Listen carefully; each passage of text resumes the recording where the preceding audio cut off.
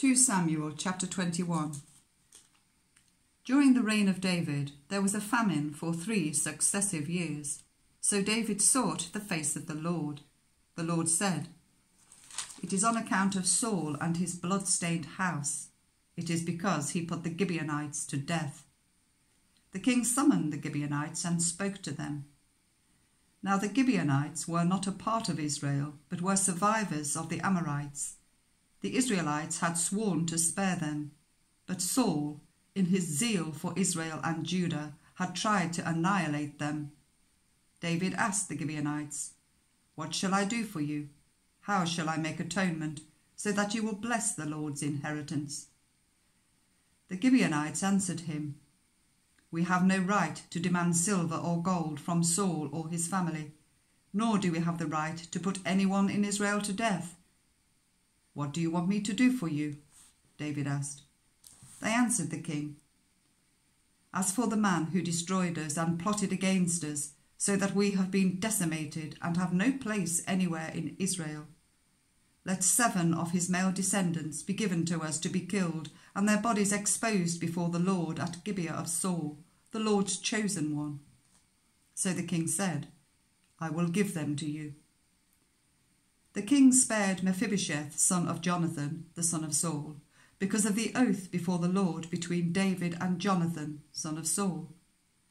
But the king took Armoni and Mephibosheth, the 2 sons of Aiah's daughter Rizpah, whom she had borne to Saul, together with the 5 sons of Saul's daughter Merab, whom she had borne to Adriel, son of Barzillai, at the Mahalathite. He handed them over to the Gibeonites, who killed them and exposed their bodies on a hill before the Lord. All 7 of them fell together. They were put to death during the first days of harvest, just as the barley harvest was beginning. Rizpah, daughter of Aiah, took sackcloth and spread it out for herself on a rock. From the beginning of the harvest till the rain poured down from the heavens on the bodies, she did not let the birds touch them by day, or the wild animals by night. When David was told what Aiah's daughter Rizpah, Saul's concubine, had done, he went and took the bones of Saul and his son Jonathan from the citizens of Jabesh Gilead. They had stolen their bodies from the public square at Bethshan, where the Philistines had hung them after they struck Saul down on Gilboa. David brought the bones of Saul and his son Jonathan from there, and the bones of those who had been killed and exposed were gathered up. They buried the bones of Saul and his son Jonathan in the tomb of Saul's father Kish at Zelah in Benjamin, and did everything the king commanded. After that, God answered prayer on behalf of the land. Once again there was a battle between the Philistines and Israel. David went down with his men to fight against the Philistines, and he became exhausted. And Ishbi-Benob, one of the descendants of Rapha, whose bronze spearhead weighed 300 shekels, and who was armed with a new sword, said he would kill David.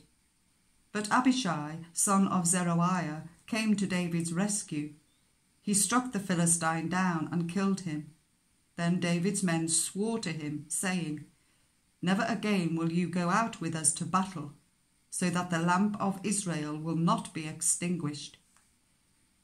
In the course of time, there was another battle with the Philistines at Gob. At that time, Sibbecai, the Hushathite, killed Saph, one of the descendants of Rapha. In another battle with the Philistines at Gob, Elhanan, son of Jair, the Bethlehemite, killed the brother of Goliath, the Gittite, who had a spear with a shaft like a weaver's rod. In still another battle, which took place at Gath, there was a huge man with 6 fingers on each hand and 6 toes on each foot, 24 in all. He also was descended from Rapha. When he taunted Israel, Jonathan, son of Shimeah, David's brother, killed him. These 4 were descendants of Rapha in Gath, and they fell at the hands of David and his men.